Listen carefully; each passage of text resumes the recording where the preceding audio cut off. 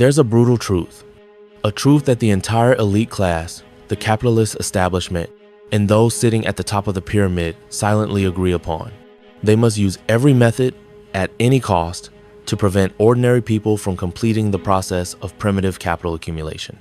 Primitive capital accumulation sounds grandiose, but you can understand it simply as this. It's when you have enough capital that you no longer need to participate in wage labor. You don't need to sell 8 hours, 10 hours every day. You don't need to sell your time, your energy, or your dignity to make money. You only need to live off the returns from your capital. And when you reach this level, you can say you've achieved minimum financial freedom. And this freedom isn't what the media whispers in your ear.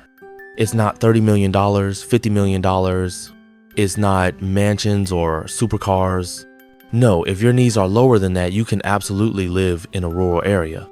Each day, you only need to spend a few dozen dollars, maybe $200, and you just need to have around $60,000 in the bank with an interest rate of about 6 to 7% per year. Then each month, you'll have between $300 to $350. It's enough for you to live without anyone forcing you to do this job or that job. You can wake up on Monday morning and decide to read books. You can spend 3 years learning a new skill, and you have complete control over your time. But this is exactly what the capitalist class never wants to see. Why? Because if everyone has passive income, if everyone is free, then who will work? Who will stand in the factories? Who will sit in the offices? Who will drive on the roads? Who will endure laboring 8 hours, 10 hours, or 12 hours each day to create surplus value for them? You need to understand this. Finance doesn't create wealth by itself. It's just a tool to redistribute wealth, redistribute from the hands of those without capital to the hands of those with capital. And for that system to operate, they desperately need you to forever remain a worker. Therefore, every tool of capitalism, every media machine, every advertisement you see has only one supreme purpose: to prevent you from completing primitive capital accumulation. Welcome to the Hidden Podcast, where there will be truths that society doesn't want you to know. The first chain, consumerism and the propaganda machine. Spend it all. This is the most sophisticated and brutal weapon. They don't forbid you to save. No, they just make saving seem outdated, foolish, and shameful. They use media, influencers, key opinion leaders, movies to drill into your head false values, toxic beliefs. Money determines happiness. You must have a house, a car to have love. You are what you own. Youth only comes once. You must experience it. You must live to the fullest. You must travel. You see, they turn spending money into a measure of success. They turn indulgence into a duty of youth. And you, a young person, you're afraid. You're afraid of being left behind. You're afraid you won't be like others. You're afraid of being considered a failure if you're 30 without a car. You're afraid of being criticized for not knowing how to live if you don't go heal yourself at a 5-star resort every quarter. And so you throw yourself into this race. You throw yourself into spending, into shopping to chase those false values. You chase consumerism. You'll spend everything you earn.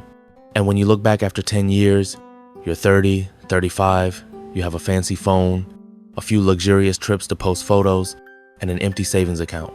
You've destroyed every opportunity to accumulate your own capital with your own hands. You've done exactly what they wanted. The second chain, the lifestyle upgrade trap. If the propaganda machine can't defeat you, if you start saving a little bit, then they'll use the second chain. This trap comes with a very beautiful label, upgrading your quality of life. And it operates like this. When you have $1,000, they, meaning banks, advertisements, or friends, will advise you to upgrade your phone. The new iPhone 17 is out. The camera is beautiful. It feels so classy, worthy of your status. When you save $10,000, they'll advise you to buy a car. Buy it to shield from sun and rain. With a car, partners and friends will trust you more, or girls will follow you. And when you grind hard and save $100,000, when you could have touched the line of minimum financial freedom, they immediately advise you, buy a house, settle down so you can establish your career, try to buy a high-end condo, just 28 years of installments, and everything is labeled as investment, as enjoyment, as building a nest. But the ultimate purpose is what? To drain every dollar from your pocket, to ensure you return to the starting line. You think you own the car, the house, but in reality, you owe the bank. You must grind hard to pay interest. You think you own a house, but in reality, you've just signed a 30-year slavery sentence. You don't dare quit your job. You don't dare argue with your boss, because if you're unemployed for just 3 months, the bank will come and take your house any minute. You voluntarily put chains on your own feet and you've been locked tight into this machine. You're no longer a free person, you're a premium debtor. The third chain, the cash flow quadrant matrix. And this will be the complete picture. This is exactly why those two chains exist. Let's look at the cash flow quadrant from Rich Dad, Poor Dad by Robert Kiyosaki. It divides society into 4 groups. The first group is employees. This is the most numerous group. They sell time and energy in exchange for fixed wages. They are the cogs in the system. The second group, self-employed people, maybe opening their own coffee shop, taking on freelance advertising jobs, being a creator, consultant, expert, hairstylist, etc. They are employees for themselves.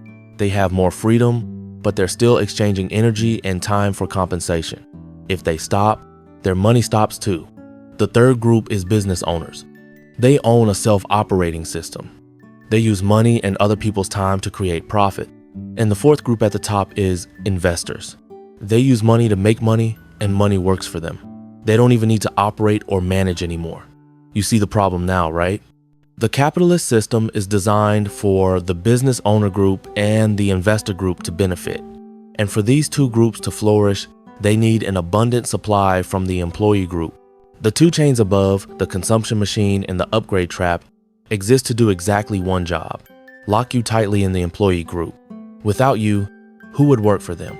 By draining your capital sources, they ensure you never have enough capital to move to the business owner and investor groups. You don't have capital, you can't invest. You don't have capital, you can't build your own business system. You only have one choice: return to the employee group, sell time and energy. You go to work, you grind your whole life to make rich exactly those who put you in this trap. That is the primitive capital accumulation trap. Sounds simple, doesn't it? But many people still can't escape it their whole lives. They work 40 years from age 25 to 65. They become worn out cogs, drained of energy. And when they no longer have labor value, this system will discard them with a pension book. And are you in that trap? Are you working 8 hours a day, receiving salary, paying debts, then next month continuing that cycle again? Are you feeling like you're running in front of a hamster wheel and never reaching the destination? So what should you do to break this situation? How can a cog like you start this escape? How can an ordinary person with a meager salary complete their own primitive capital accumulation? The answer is so simple, it's ridiculous. It goes against everything the media has brainwashed you with, and it's the only thing that can liberate you. We've seen ourselves as cogs in a giant machine. So how do we escape? If you go online and type how to get rich, what will you see? Work 18 hours a day, learn to invest in crypto, stocks, buy a $100,000 real estate course, etc., etc. Let me tell you, those are just other traps. They're set up by those very people in the business owner and investor groups. The real solution, the only path to break the chains, is something extremely simple, somewhat boring and undervalued in modern society: saving. I know what you're thinking.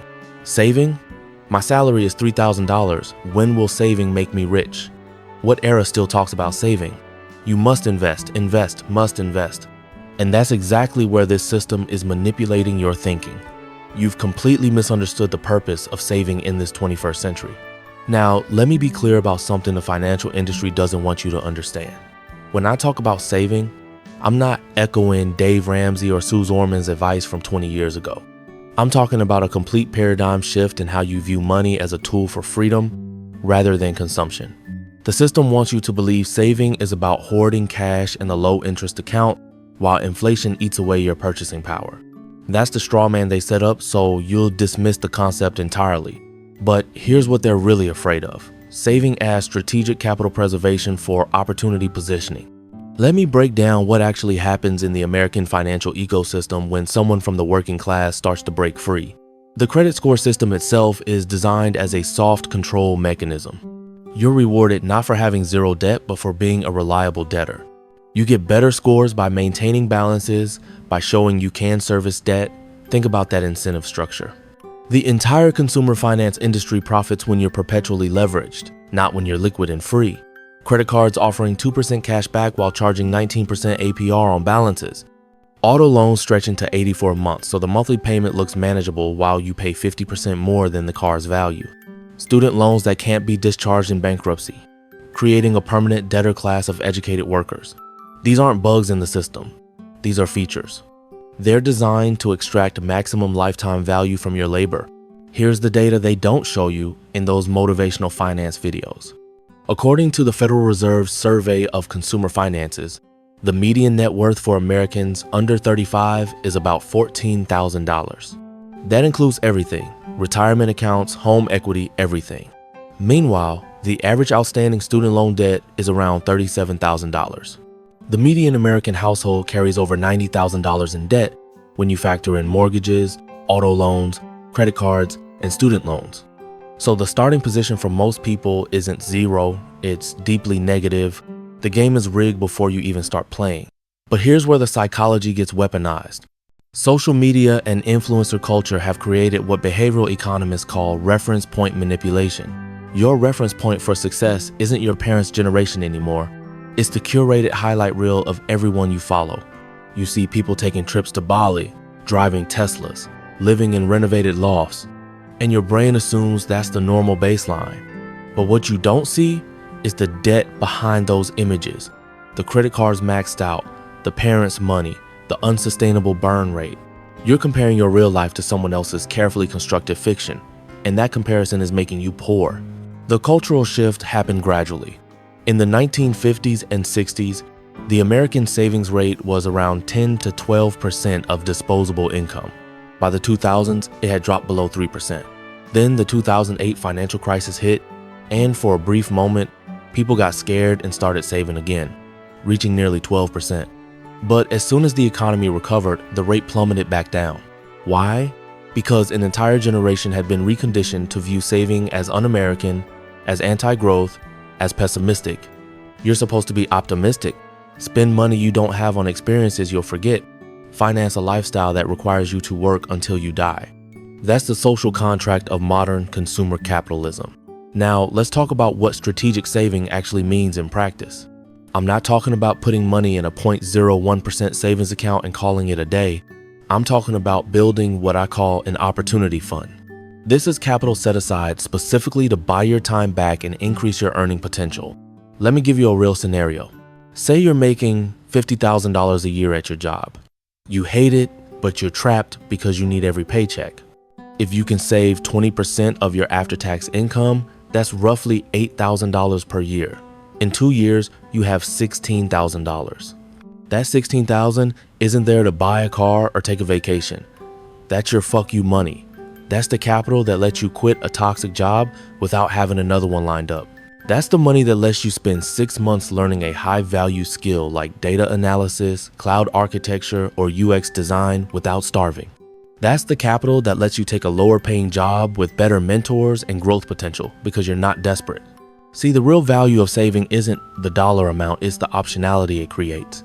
Every $1,000 in the bank is another week of freedom, another negotiating chip, another chance to make a non-desperate decision. And desperate people make terrible decisions. They take the first job offer without negotiating. They stay in toxic relationships because they can't afford to leave. They pass on opportunities that require short-term sacrifice for long-term gain. Here's where it gets controversial. The influencer economy and the side hustle culture are actually making this worse, not better. Everyone's told to monetize their passion, start a dropshipping store, become a content creator, launch a coaching business, but 95% of those ventures fail within the first year. Why? Because they're starting from a position of desperation, not strength. They're trying to escape the 9-to-5 by creating 10 side hustles that collectively pay less and require more work. The real move is counterintuitive. You need to double down on increasing your primary income stream first, then use that excess capital to build optionality. If you're making $50,000 a year, your focus shouldn't be on starting a t-shirt company. Your focus should be on getting to $80,000 at your current job or a new one through skill development. That $30,000 increase is worth more than any side hustle you're going to launch while exhausted after work. The pathway looks like this. Phase 1. Radical expense, reduction, and primary income focus.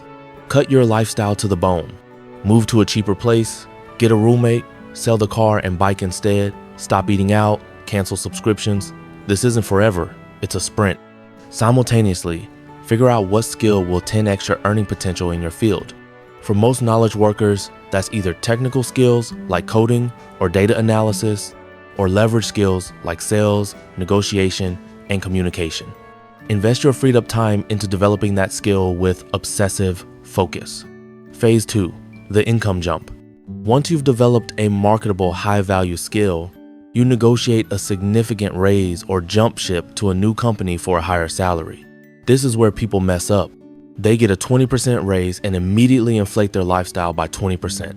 No, you maintain your low-cost lifestyle and bank the entire difference. If you jump from $50,000 to $75,000, you're now saving an additional $25,000 per year on top of your original savings rate. Phase 3, building the Freedom Fund. Within 2 to 3 years of Phase 2, you should have between $50,000 to $100,000 in liquid capital. This is where the magic happens. You now have what 90% of Americans don't have: true optionality. You can quit your job and have a year's runway to build a business. You can negotiate harder because you're not desperate. You can make investments in assets or education that have long-term payoffs. You can move to a lower cost of living area and extend your runway even further. This is the moment where you transition from being in the employee quadrant to having real choices. Phase 4, strategic deployment. This is where you decide your path. Some people will use that capital to start a business and move into the business owner quadrant. Others will invest in cash flowing assets and move toward the investor quadrant. Some will simply use it to create a more flexible employee situation where they work on their terms. There's no one right answer, but the key is that you're making the choice from a position of strength, not desperation. Now here's the part that makes people uncomfortable. This path requires saying no to almost everything your peer group is doing for 3 to 5 years. While they're getting married and buying houses, you're renting and staying single. While they're leasing BMWs, you're riding a bike. While they're taking Instagram trips, you're learning Python on weekends. You will be judged. You will be called cheap, weird, obsessive. Your family will ask when you're going to settle down. Your friends will stop inviting you to expensive dinners. This is the social cost of opting out of the consumer script. But here's what I've observed after studying hundreds of people who've made this transition successfully. The ones who make it all share one trait. They stopped seeking external validation. They stopped needing to prove anything to anyone. They became comfortable being the weirdo who lives below their means while everyone else is drowning in debt. They developed what I call financial stoicism, the ability to be completely unaffected by what others think of your lifestyle choices. Because here's the ultimate truth. 5 years of discipline creates 50 years of freedom. 5 years of conformity creates 50 years of captivity. The choice really is that stark. And the system knows this. That's why there's so much pressure to conform, to spend, to keep up. Because if even 10% of the working class figured this out and executed on it, the entire structure would be threatened. Not because capitalism would collapse, but because the power dynamic would shift. Labor would have more negotiating power. Employers would have to compete harder for talent. The wealth extraction mechanisms would become less efficient, so they keep you distracted, divided, and desperate. They keep you fighting over identity politics while ignoring class politics. They keep you focused on symptoms while hiding the disease. The disease is the systematic prevention of capital accumulation among the working class. Everything else is downstream from that. So what's the action plan? Start today. Not tomorrow, not next month, today. Open a high-yield savings account. Calculate your actual monthly expenses down to the dollar. Identify 3 expenses you can cut immediately. Figure out what high-value skill is most relevant to your field and start learning it tonight. Find one person who's made the transition you want to make and study their path.